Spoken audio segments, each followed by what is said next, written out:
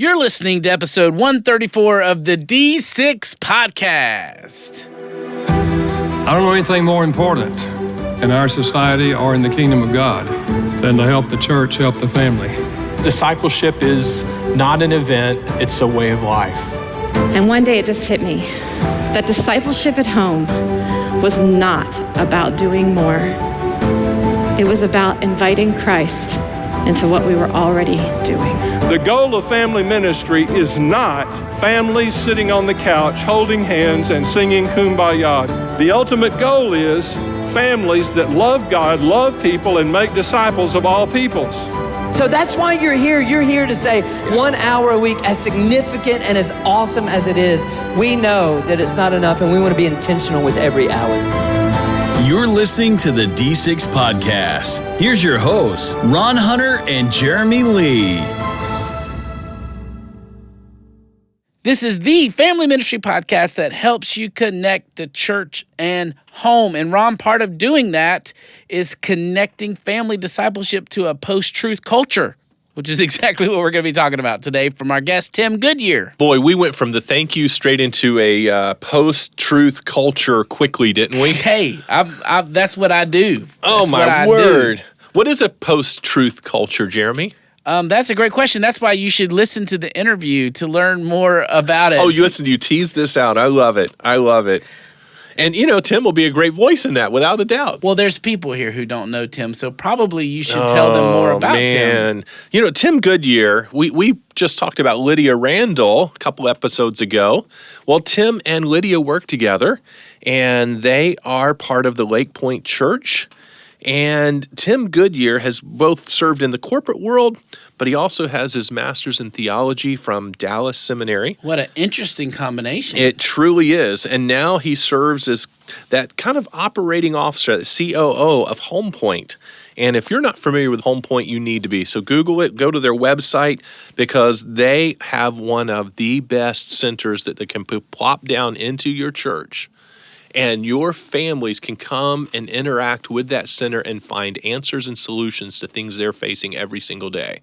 Well, so I'm going to give him a big commercial even before he talks, because I'm a huge fan of Home Point and what they're doing. Kurt Bruder, Tim Goodyear, Lydia Randall have done an amazing job with it. This is not a new upstart. They've been doing this for a number of years. If you keep going, we're going to have to charge them for a commercial. That's okay. I'm giving them one because they deserve it. Geez, they deserve Louise. it. I know it, but it's that good. Now, you asked what a post-truth culture is. My man Michael Bain stepped in on this interview, and the first question he asks is, what do you think?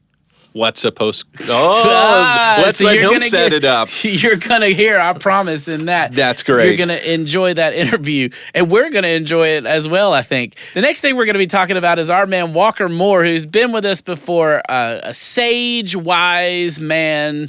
That's my kind way of saying he's been around for a while. That's right. He has influenced a lot of people, and he's going to be talking to us really about some of those same tricky issues that we have going on, gender identity. How do we deal with that in the youth group? How do we walk through those difficult questions when our kids are struggling or they're getting made fun of by their peers? There's a lot there. I'll just leave that one there as we set him up for later in the podcast. So after the break, we are going to begin this awesome journey that we've set up for you guys, and we're going to all learn together what a post-truth culture is, and we'll be talking about that after the break with our man, Tim Goodyear.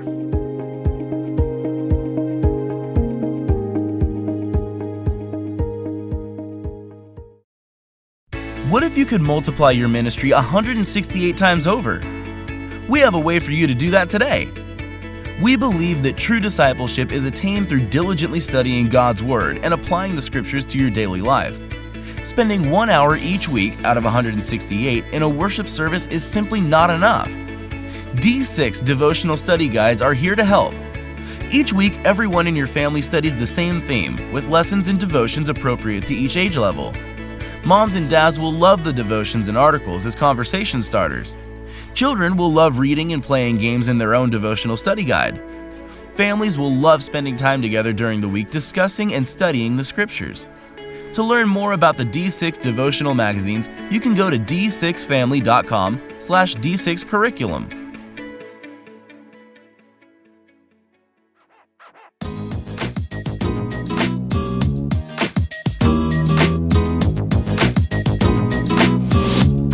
We are so glad to have Tim Goodyear with us. Welcome back to the podcast. Thank you. Tim. Thank you. We're so excited to have you. I'm going to tell everybody who you are. Okay. And then we're going to jump right in because Okay. I can't wait to cover this content. And this is a good intro. I wrote it. Yeah, I know. Great. This is exactly. Tim loves to help leaders and explore and implement strategies to drive faith home. After 18 years in the corporate world, he earned a THM from Dallas Seminary and served in pastoral roles at Lake Point Church, Mountain Park Church.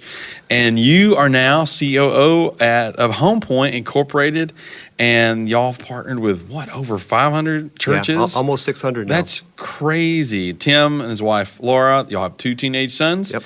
And you can learn more at drivefaithhome.com. We'll remind everybody of that later. But Sure. We're so glad you're here at D6. And you're teaching a seminar called Family Discipleship in I love this, a post-truth culture. This Yeah. is such a great concept for children's ministers, student ministers to understand. And I'd love for that to kind of be what kind of guides us today. So explain to everybody what post-truth culture means, so we're all on the same page. Yeah, well, since we're in a post-truth culture, I'm just going to make up a definition, and then we'll go with that.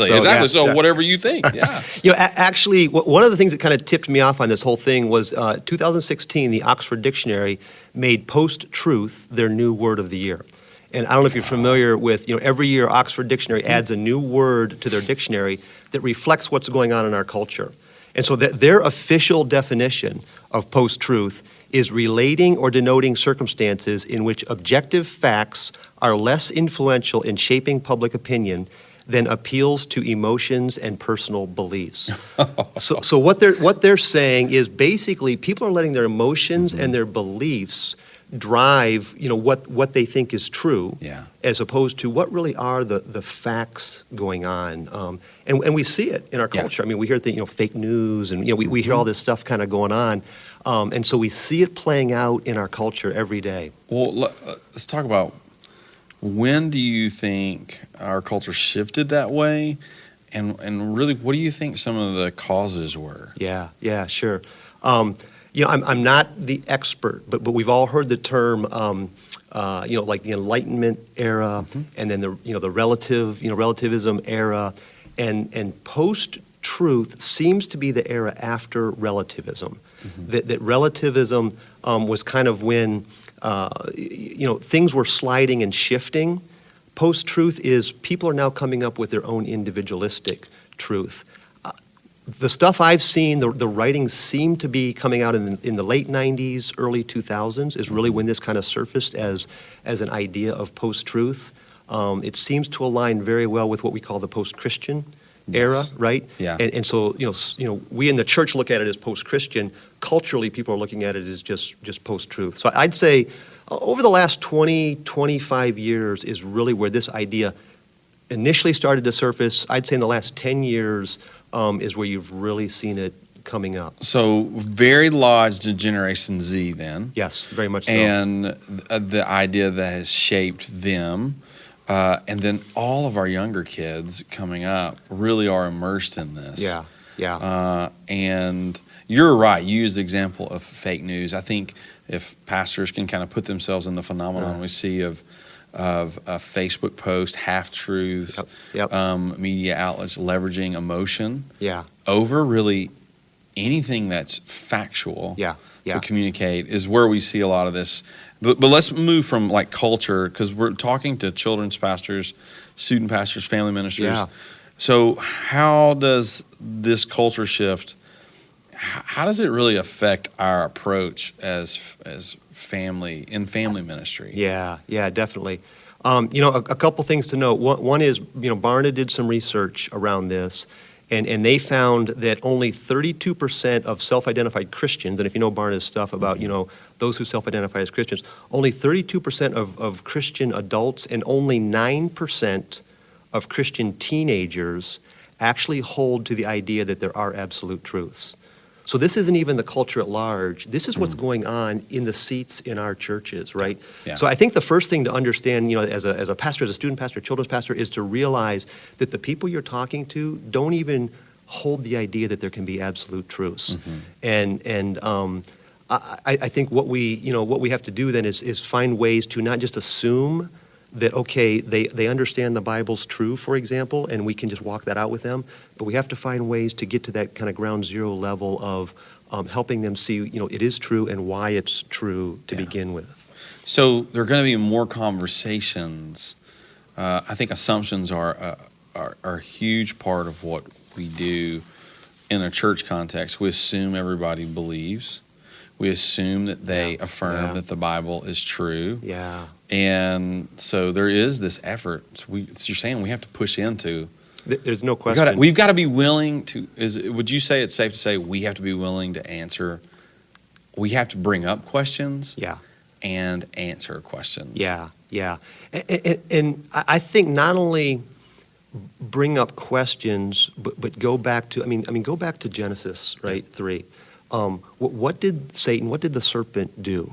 He said, did God really say? He challenged truth. He challenged truth. He challenged God's word. And I don't think that's changed over the last thousands of years. It's nothing right? really new, right? is it? It's just revealing itself in a different way in our culture, which is what culture does. That's exactly right. Ever shifting. And so I think you're right. I think it's finding ways to engage in conversations with families, finding ways really to help parents engage in those conversations with their kids. Find creative ways to give them, family night ideas that they can go home and have some conversations with their kids. Help them not just do kind of light duty devos, but help them understand, hey, God's word is God's word, and it's true. Why. It's exactly right. It's authoritative. It's inerrant, etc. Yep. And not just like we just take it for what it is, because taking it for what it is not enough for a lot of people in this generation. Yeah. They're going to probe, and they need answers. Yeah. So, in fact, let me just add real quick. Yeah. That same Barna study, one of the things that they found, they concluded, is when people are confronted with their emotions conflicting with their beliefs, they tend to shift their beliefs to match their emotions. So I don't like this. I'm going to change what I believe about it so that I can like what I believe, instead of changing how I feel about it to align with my beliefs. It's a fascinating phenomena that's going on. And it's inner turmoil that they don't really want to deal with. Yeah. So it's easier to change what I believe than change how I feel. No question. Yeah. It's easier to move. We're sort of moving markers. And certainly in a culture that says that's okay, not only says okay, encourages it. Yes. In a culture that says you define your truth for you, that's what our kids are hearing in the schools and in the culture at large. And that's the waters we're swimming in. Yeah. So as you look at culture, what do you think, because it's fascinating, I think we all get, as someone who grew up ministering spent a lot of my family ministry years ministering relativism and the postmodern. Yep. It's funny, it's like church leaders are getting postmodern. Postmodernism is gone. Yeah, that's exactly right. It's exactly over. Right. It's over. Right. And so it's like, so I became an expert in postmodern culture. That's exactly right. And all of a sudden, it's moved to post-truth in a very real way. Yeah. It's shifted. Yeah. And so, so it's going to shift again. We're going to become. We're going to diagnose. We're going to address it. We're going to adapt. But what do you see coming on the heels of post-truth? Yeah. It's interesting, and I'm not sure I've got the crystal ball. And it is a crystal ball, and all we're saying is just a theory. But let me give you a couple of things that we're seeing that I think are going to play into this. One is we continue to see the impact of electronic devices, mobile devices, and not just the devices themselves, but the effects that they're having on people who use them, both physiologically, but the worlds that they're being opened up into. And so this whole idea of I can find my truth, I can find anything that I want, has been blown wide open to kids. And I have no idea where that's going to lead, but when it comes to how kids engage with others, how kids engage, even sexually and relationally, I think that's kind of the frontier of what's going to explode next, and I'm not sure what that looks like. Yes. But something's gonna. Yes. And I don't know how much you kind of paid attention to what's going on, but dating apps are actually hookup apps, right? Yes. And so just that whole world that's completely blowing wide open, how I can interpret what's true, what's good, what's morally acceptable for me. There's a whole new frontier there, and so Not sure I have the crystal ball, but there's something there that I think is going to be the next big wave that we're going to be facing as ministers with families. Man, that's so helpful. I always say we always say this around a few of our friends, pastor friends. We say we don't fully understand yet the implications of having something this powerful. At our fingertips, and how it's shaping and changing our behavior. I think that's great insight, and I also think the unknown of what is next. Especially relationally, and morally, in a world where I define my own truth. And so the good news for Christians is I think the good news for people of faith in general. I wouldn't even limit this to Christians. I would say people of faith, people who have set a belief system and something to lean into. And especially those of us who follow Jesus, we have something to invite people to in a world that's going to be very confusing. Very confusing emotionally, relationally for people. And if we will be patient, we're going to be able to have some useful, helpful conversations. And I think that's what you're doing. Let's kind of move to the Home Point strategy. Tell us about that. What is it? What are you guys doing? Sure. Kind of unpack that for everybody listening. At Home Point, we say our mission is to help churches create a culture of intentional families by restoring the home as the primary place of spiritual formation. It's really all about family discipleship. What we try and do is help churches make it really, really easy for families to engage with family discipleship, and then to help them make it more likely that they'll actually do it. So we have a full suite of resources that churches can adopt. They can customize them, use them, with the families in their church. What we're trying to do is shift what's going on in our homes. It's not so much about what's happening in our churches. There's fantastic. I mean, D6, you guys produce fantastic curriculum and content for. We're in a golden age. So the agree. Ministries at the church aren't the problem. The problem is what's going on in our homes. How are parents interacting with their kids? How are couples interacting with one another? So we want to kind of fill that niche and help churches resource, equip, train, motivate their families to be much more intentional in those interactions at home. Give us a couple stories from churches who are using the strategy, and how are they using it? How are these families using that strategy at home? You want to kind of bring us in to the system. What's happening? I think one of the most heart tug stories I've heard recently is we have a church that's been a partner of ours for many years. They started as a small plant. They've now grown to a church of about 1,000. And the wife of the family pastor was telling me this story of, one of the things that we produce is a kit that helps parents walk out the whole idea of salvation with their kids, right? We actually want to equip the parents to have this conversation with their kids, not just rely on the children's minister, the student minister. So she was telling the story of not just an individual family, but how as they look back over the last year, they actually had more salvations in their children's ministry that came as a result of parents having those conversations with their kids than they did at their camps, their VBS, their Sunday school efforts. And she started tearing up.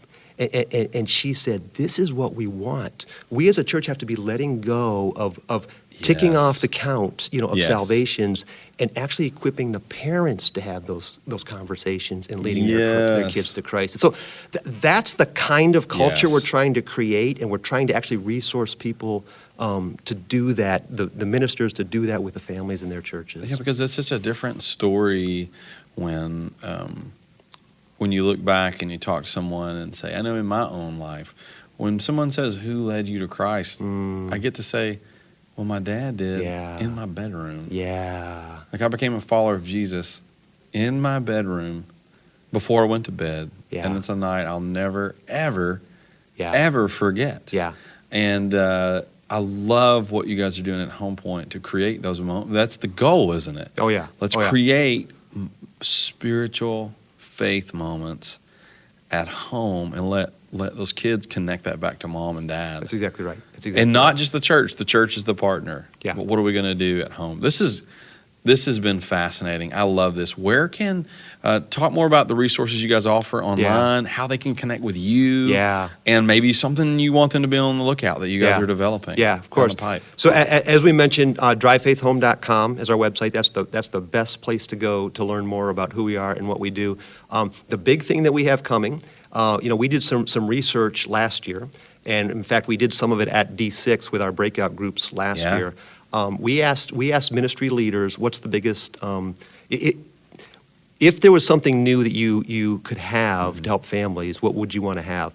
Overwhelmingly, almost 70% of the responses were a mobile app. Families are busy, way too busy. And so we're getting ready to release a mobile app, and so a lot of our content is going to be available mobilely. So now churches can make that available to their families on the go, right? The reality is, I don't think we're going to get the families back from being too busy. I just don't think we're going to.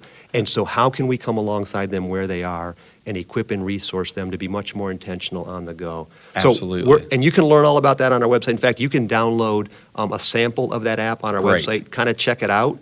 And then if you're interested, we can talk about getting you the full version of it as well. Thank you, Tim, for what you guys are doing. And we love that. And thanks for being with us today. Hey, thanks for having us.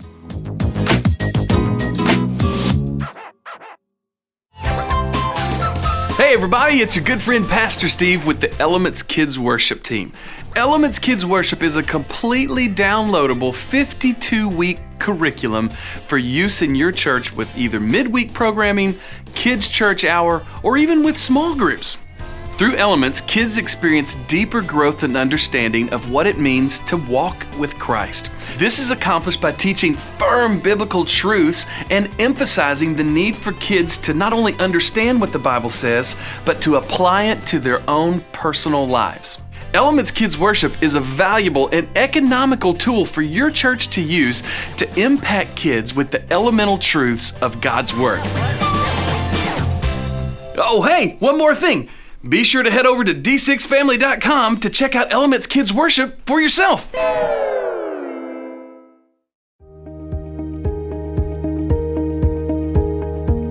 All right, our thanks go to Tim, and like Ron said earlier, a great organization, a great resource. And speaking of great resources, we have a note here to make sure that during this episode, we let our listeners know about the Elements curriculum, because there are a lot of folks out there that would benefit from this that might not know it's one of the best kept secrets in the D6 world. I think so, and it's kids worship. So if you're looking for something in your kids' time, and let me just come right off of Tim's talk there in a post-truth culture, one of the items that we build into our curriculum and our kids worship is the knowledge to know that our kids can tackle tougher topics.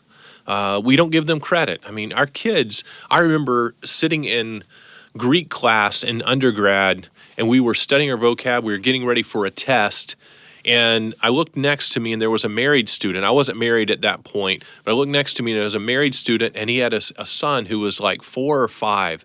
He said he was at home studying his vocab words, and he was saying them, and his son was giving the answers. Boom, boom. He says, I couldn't remember them, but my son had heard me repeating from the flashcards and was getting it. The point is, our kids can get these tough topics. Elements Kids Worship allows us to dive deeper into the Word than most other companies will allow you to go, and they get it. And it's rich. It's done with some video. It's downloadable. It's easy to teach. You can teach it. We got some supplemental videos that will complement your teaching. But you can go check it out at elementskidsworship.com. And I need to say this because ministers like this word. It's also like cheap or affordable, AKA a good deal. Yeah, Jeremy, you bring that up, but we often tell people that they have just swapped from something that was around $1,000 a year, $1,200 a year, and they're shocked because we're at a third of that. But I'll tell you our philosophy. I've said it before. I said it this past week to somebody. We design our product line for churches of average size, even though we have the mega churches use us. And they're blown away. They're like, this isn't like X amount of dollars. No, because we want to design it so that the churches of 75 to 150 or, whatever your size, you can afford to jump into this. All right. Earlier, we introduced our man Walker Moore, and we are going to now just go, if it's okay, let's go right on into him. It. Yeah, he needs no introduction. Take it away, Walker.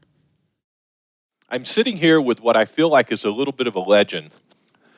He would deny that description, but this is Walker Moore. And Walker has worked with students for 45 years, and he has mentored and led them through rites of passage for 25 years. I want to go a bit further. He's taken 13,000 of them on mission trips to over 52 countries.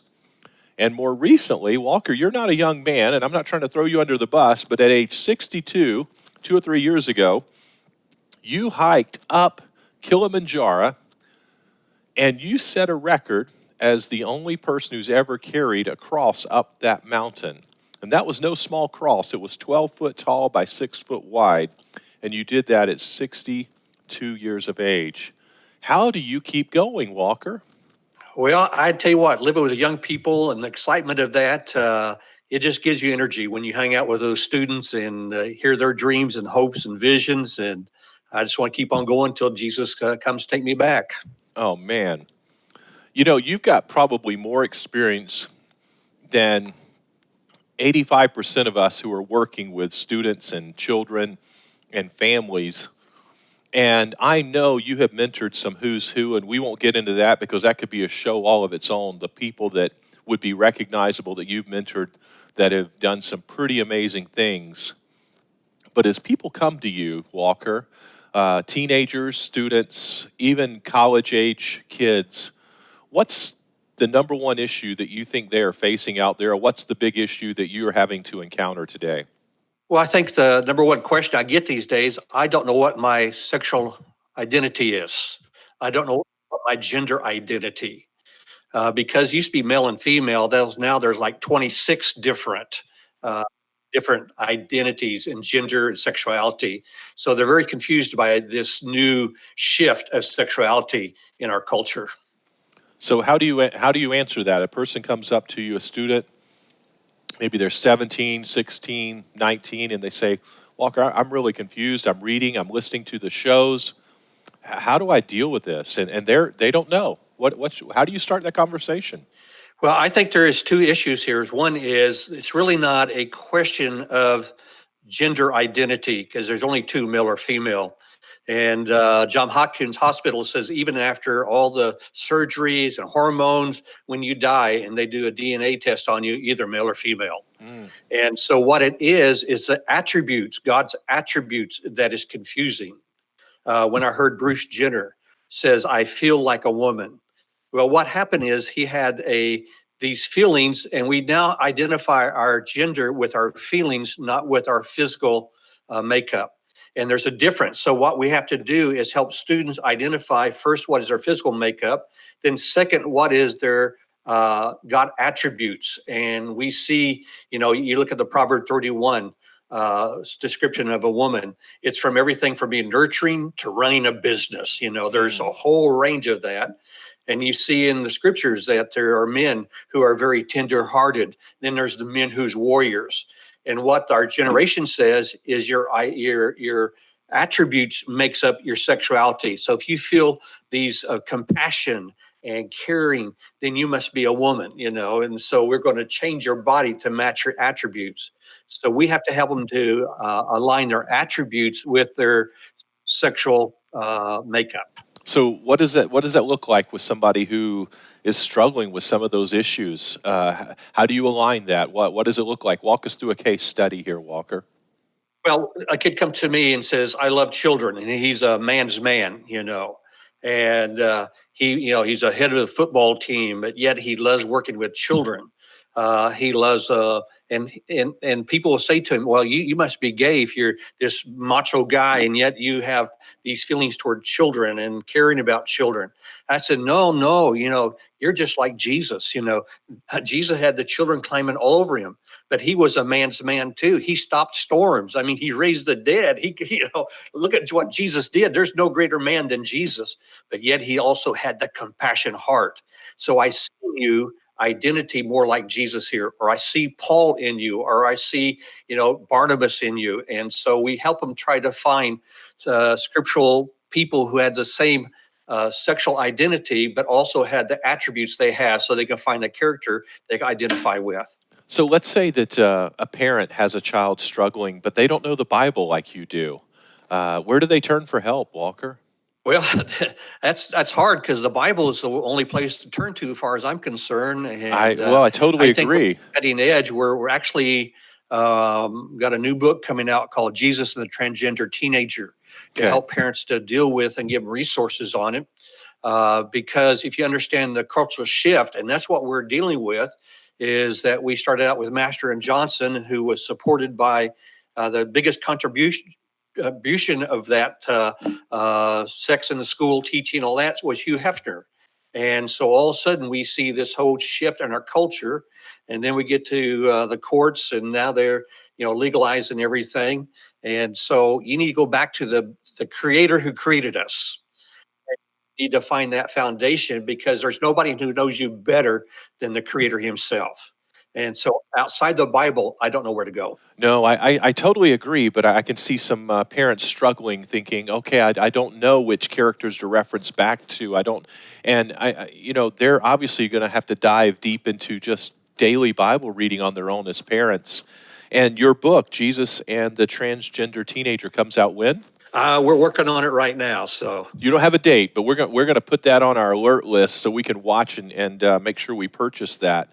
I would also encourage the parent who's struggling there to just sit down with a student pastor in your church. I mean, again, you've got to come back to scriptural authority on this, and have a similar talk with them. Walker, you have written some books on different areas that help that person find their identity, find their balance in this. One that I know we published for you, Escape the Lie. You're always concerned about that inner part of a person, what they think about themselves. Tell us how they struggle and kind of that premise of Escape the Lie and where you went there. Well, Jesus said, I would not leave you as an orphan. And he was talking to grown men. He wasn't talking to children in an orphanage home, or he was talking to men. And so an orphan heart is a spiritual condition that says, I don't matter to God. God doesn't really care. I'm just left out here with no father. And there's many believers who act like orphans in the Father's house. Mm-hmm. They don't think God has any resources or any help. He doesn't help them with their struggles. When Jesus said, I give you life and life abundantly, that doesn't apply to them. It applies to everybody else, but not to me. And so we give them help to understand how the orphan heart gets into your life and how to fix that orphan heart. That orphan heart, I hope people heard what you're saying. They can have an orphan heart surrounded by parents and friends and still feel that brokenness. So when you see students on mission trips with you, these are people who are volunteering to go, and they're investing time, they're investing dollars. Chances are they're pretty involved with their youth group. What are the areas you mentor them on with the orphan's heart, or the transsexual gender, or the ones who are struggling and they're right in there in the youth groups? How are you having conversations when you're traveling to these other countries? What do those conversations sound like?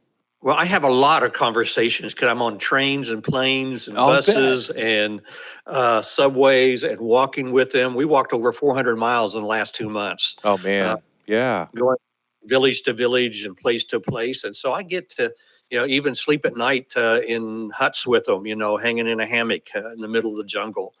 And there's no radio, no telephones, no cell phones. So the conversation, as I find out, everybody's struggling with this. The best of the best is struggling with the orphan heart. The best of the best, our youth group is struggling with, sexual identity, because it's like a lone voice in the middle of the wilderness. They have no one that's coming alongside them at this point, because they hear everything from the music, from the television, from their school. Everybody has to have a transgender friend now, or a gay friend. And so it's this cultural thing that's saying that. So now they're trying to find all these, and we accept these things, but yet in their heart, they really don't accept it. It bothers them. And to walk it out with them, what the scripture says. First of all, we need to love them, Yeah. They're not the enemy, they're victims of the enemy. And that's one of the first things we teach them about.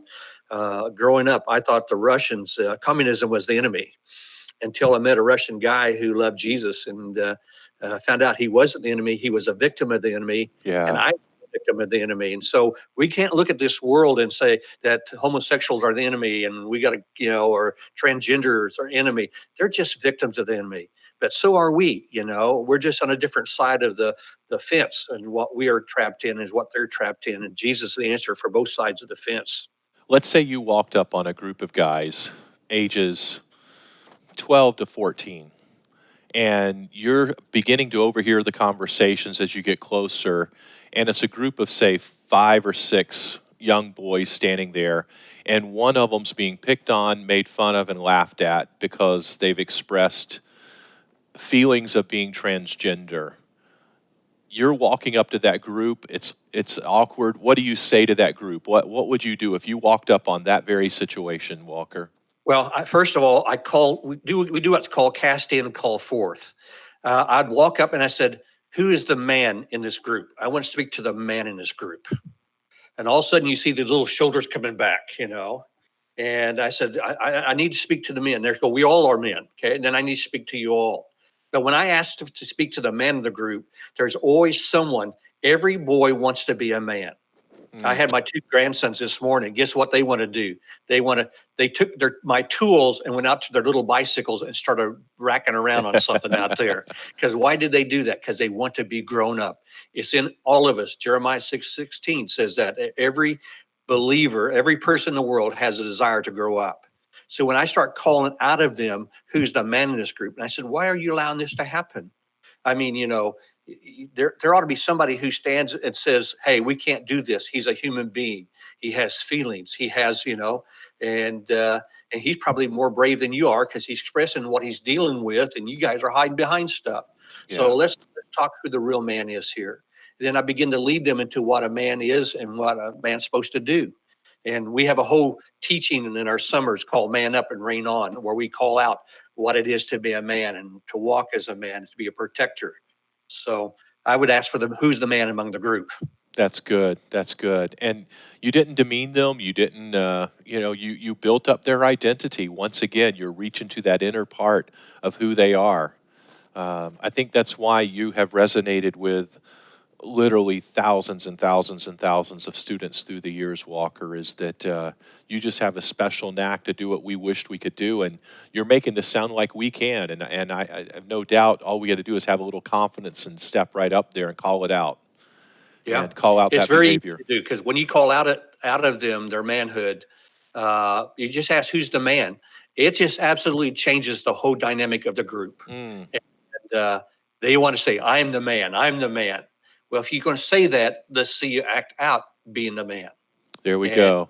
There's your takeaway, listeners. You've got to find a group of young guys, young students, older children, walk up and challenge them with that question, who's the man? And then begin to cultivate in them the scriptural identity of what a man is about. I know you're on a sabbatical. I hope you enjoy it. Thank you for unplugging from your sabbatical and plugging into our podcast and sharing a little bit about your ministry and life with our listeners. Well, thank you, Ron. It's been a privilege to work with you and serve with you. Jeremy, can you believe that Walker at his age, and I'm not saying he's old. No, he's just a wise sage. He's a wise sage, but can you imagine what he's done when he hiked Kilimanjaro? Not just hiking it, but carrying that wooden cross? My word. I mean, I've seen pictures of it. It's incredible. My goodness. He continues to, and in my mind, to set records just with his spiritual coaching connections to the people he's influenced. Incredible what he's done. Thank you, Walker Moore, again.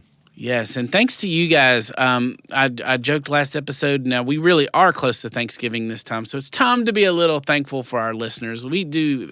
Thank you, Jeremy.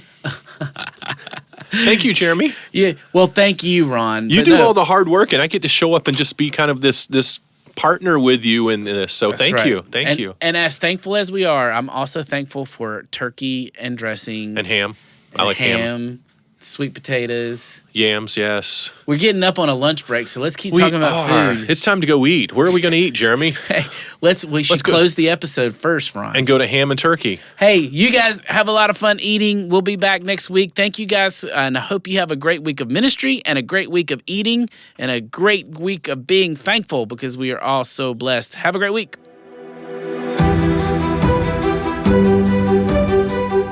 You've been listening to the D6 Podcast. You can learn more about D6 at d6family.com.